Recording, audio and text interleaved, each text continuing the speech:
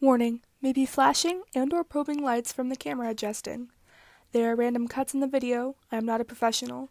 There may be sharp objects such as an X-Acto blade or sharpened pencil.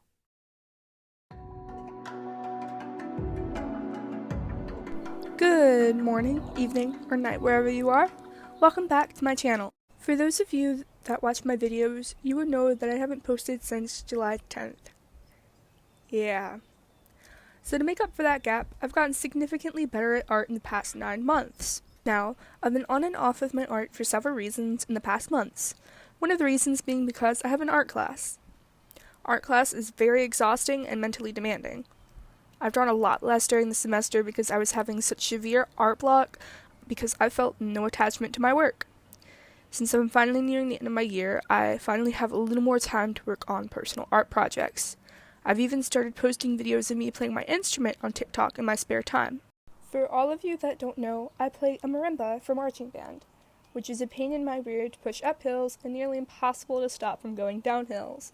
It's like a xylophone, but way bigger and with a much more resonant sound. And somehow, me playing my instrument gets way more reach than my art. I'm only 11 followers away from having 100 followers, and sure, 100 may not seem like a lot, but it's been one of my first goals since I've started.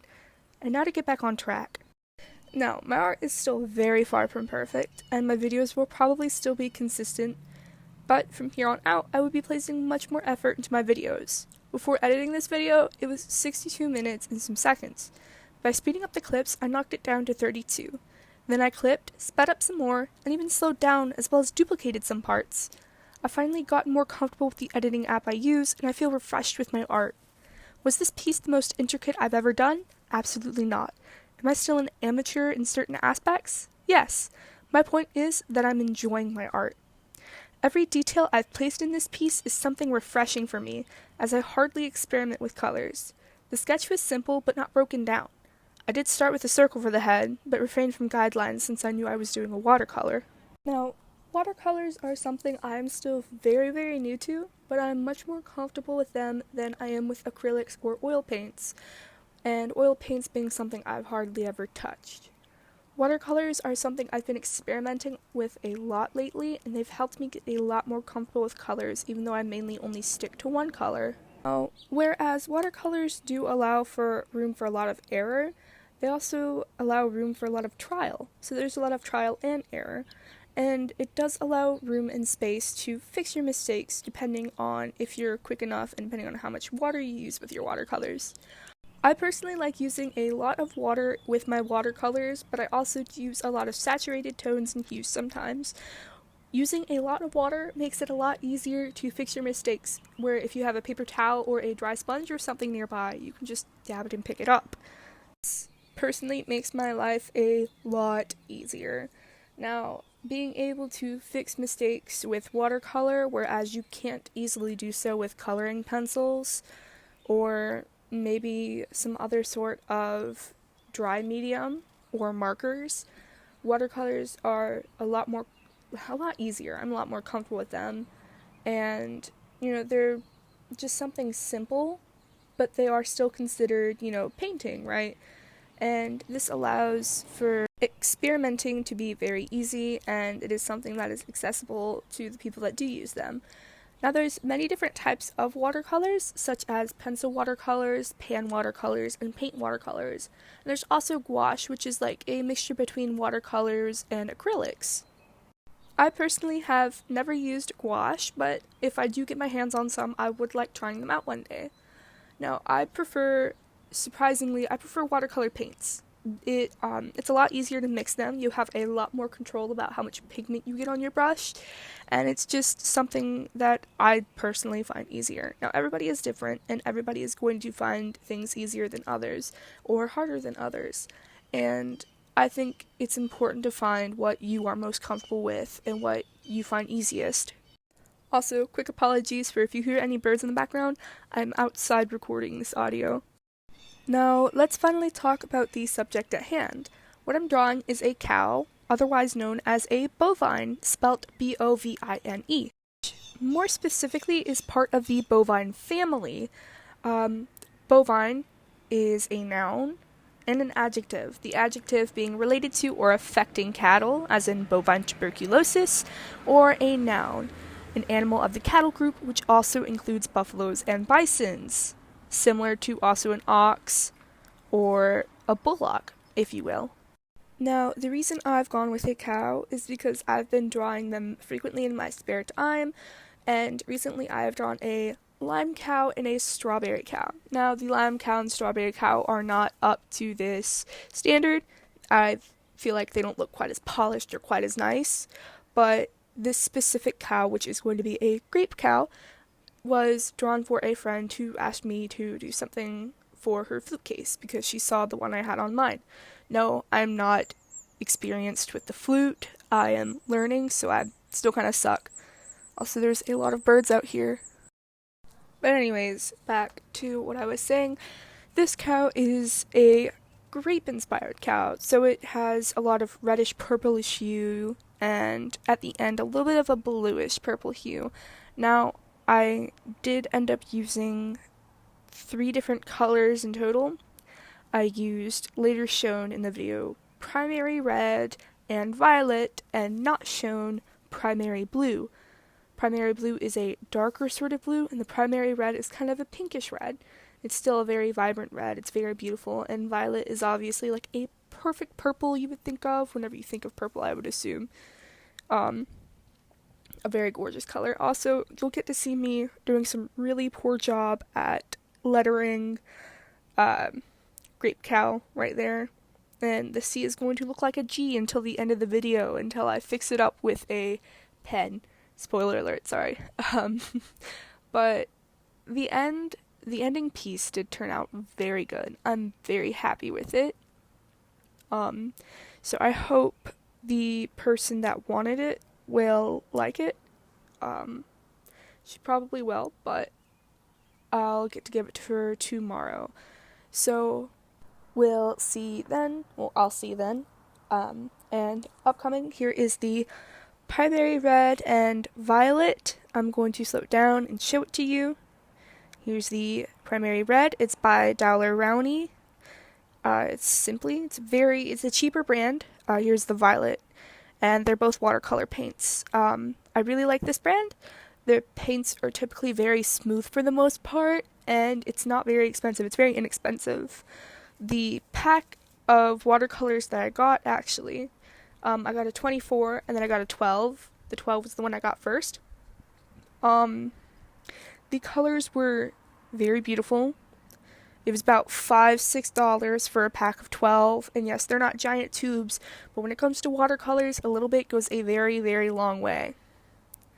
Now, I showed on the palette me mixing the colors, and here is me doing a light wash, which will barely be noticeable when I finish. It'll actually be very, very light. This wash is, obviously it's very watered down. It's a very watered down version of the color. And here I am going in with a slightly more saturated hue. I end up going over the hooves with it to give them a darker hue, to make layering a lot easier. And it's a very gorgeous color. It is a perfect reddish purple, and it is a lot like what a red grape would be. Now, I could have done a white grape, which are green, which is very contradictory. They're called white grapes, but they're green. And then, but no, the person asked specifically for, a blue and purple cow, even though grapes aren't blue. That's why I ended up going with blue in the background. And, no, this isn't a commission, but I do take commissions. I'm working on a commission for a friend right now, and I need to get it out to them. I've had this commission for like a while. Friend, if you're watching this video, my dear friend, you know exactly what this is about. But it's a digital commission. I don't do digital art a lot, so it's definitely a little bit of a hassle for me. It's something new and something I'm experimenting with. Yes, I did make my own watermark, by the way, at the bottom right hand corner of the video. If you want a watermark, let me know. I'll give you some prices. Send me a message on Instagram. Another thing, I do have a little over 100 followers on Instagram, and recently, I haven't been posting on there. I've been posting on TikTok the most because I've been getting a lot more feedback and a lot more interactions and a better reach on there, surprisingly. And so I just haven't been active on most of my social medias like that because of it. So basically, what I'm saying is if you like my content, if you like content like this, if you want tips or maybe a how to draw video, let me know in the comments below. If there's anything in general you would like to see me draw or paint, whether it be watercolor or maybe even acrylics, which I need to experiment with, and even if it's just graphite or maybe colored pencil drawings, which I have gotten more comfortable with as well, then do let me know in the comments below what you think. And currently right here in the video, you can see me painting in these spots for the cow with a very saturated color, which is primarily just the watercolor paint with very minimal water. Once it dries up, I do go back over it with a slightly damp brush to pick up some of the extra pigment, so that way I have a little bit of extra detail and shadowing. It's a lot better shading whenever you do that. Now, I really only go over the shoulder spot and the spot on the rear because those were the easiest to reach with the brush I used. It was a rounded, like a very small, rounded, short brush, but it did help get detail in. It was very helpful. And one thing to remember when experimenting with watercolors, it's okay to mess up. Don't expect it to be perfect. Try things, experiment, have another watercolor sheet preferably nearby so that you can test the saturation of your watercolors. And just find something that you are comfortable with and just do a lot of experimenting, really. That's all it is. And art is something you should be able to feel. Now, if you're doing commissions, then obviously it's going to be a little different. You're not going to quite have that attachment with something that's a commission. But whenever you're doing a personal piece, you need to remember that it's okay to mess up. It's not going to be perfect. Nobody's piece is perfect. There's always going to be a flaw that you, the artist yourself, know. And it's okay, because flaws show that nobody is perfect. And flaws make pieces much more beautiful. Now, with mistakes, with accidents, they make things unique. They make everything one of a kind. And that's something we need a lot more of in the art community. There are some people that are getting a little toxic in the art community, and there are some people that are just going with trends. Now, sure, it is mermaid right now, and that's cool. If you want to do that to get a better reach, that's fine. I might even do a mermaid, right? I might even do a mermaid for mermaid. But have something that is your little niche. Have something you are comfortable with that you can go back to. It is okay. It's okay to go back to something, to have something that you repeat. Whereas I have a character. I draw her over and over and over. She's my comfort character, really. And just, it's good to have something you are comfortable with drawing that you like drawing a lot to go back to. It always makes it just a little bit easier. And with that said, here I am doing the stem of the grapes. I painted in the grapes with the same purple, but a little less saturated. I'm going in with the vines with a green I already had on hand, and I just loosened it up since it was dry with a little bit of water, and I loosened it up. Now, I probably could have gone with more detail in the grapevine, but I wanted to go simple because the brush was being a little difficult to handle. And you just really want to take your time, because sometimes it can be very hard, especially when it's a saturated pigment, a saturated watercolor. It's harder to pick up off the paper, especially if there's less water. The more saturated it is, the harder it is going to be to lift that pigment up off the paper, so do be very careful. Hence why I did do the light color wash before I started painting everything else.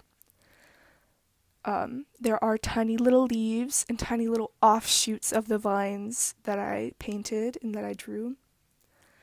and I'm genuinely really happy with the amount of detail I was able to get into this piece.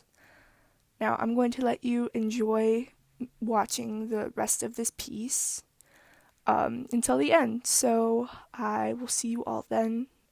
Here I am going with the primary blue, but yeah, I will see you all at the end.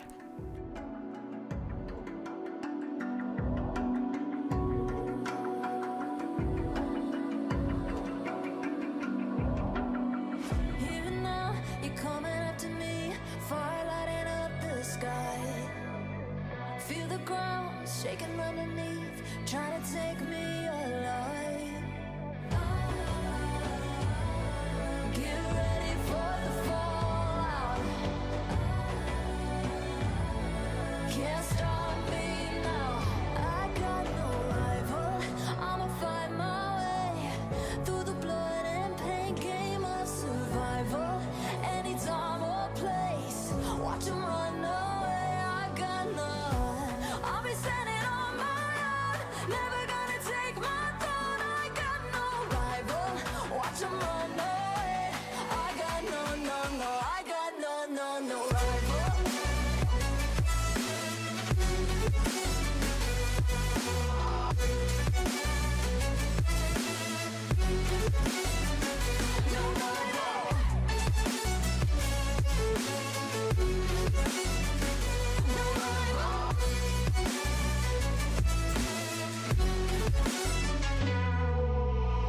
Tell me now, what you gonna do? We can do this face to face. The reckoning is coming real soon. Doesn't matter what you say.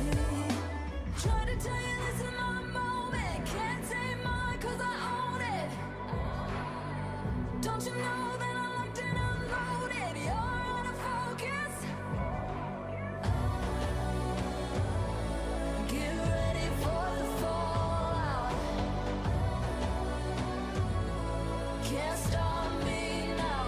I got no rival. I'ma find my way through the blood and pain game of survival. Any time or place, watch 'em run away. I got none. I'll be standing on my own, never gonna take my phone. I got no rival. Watch 'em run away. I got no I got no rival.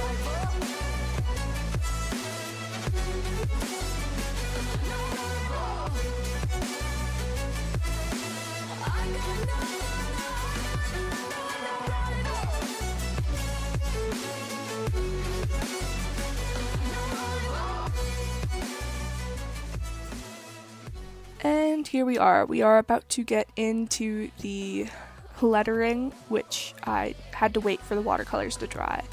As you saw, it tried bleeding. So I went in with a very saturated bluish purple, bluish violet, whatever you wish to say. The lettering was a pain in my rear, but it made it easier for me to cover up a lot of mistakes. And with a Jelly Roll white ink pen that I had, they're very helpful whenever it comes to mistakes with watercolors or when you're trying to do highlights. So I'll let you enjoy watching this.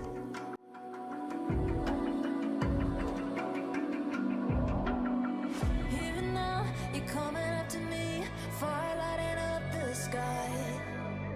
Feel the ground shaking underneath, trying to take me alive.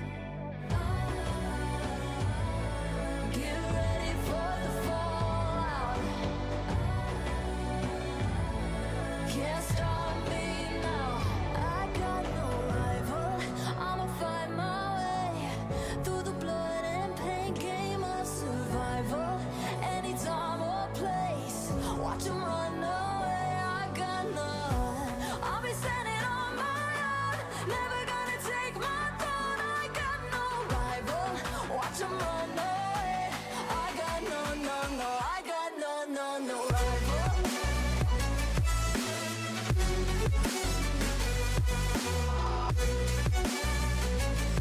I would like to give a very brief warning. If you are a photosensitive viewer, please skip to the time tag I'm about to put, because there's about to be a little bit of flashing lights from me removing the tape and shadows. Tell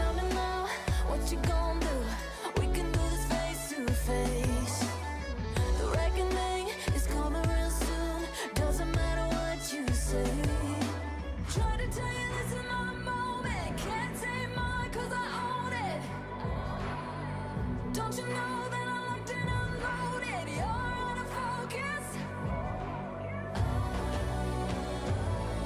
Get ready for the fallout. Can't stop me now. I got no right. So yeah, this is the final view of this. Thank you so much for watching this video. Let me know what you'd like to see down below. I'll see you all again. Bye.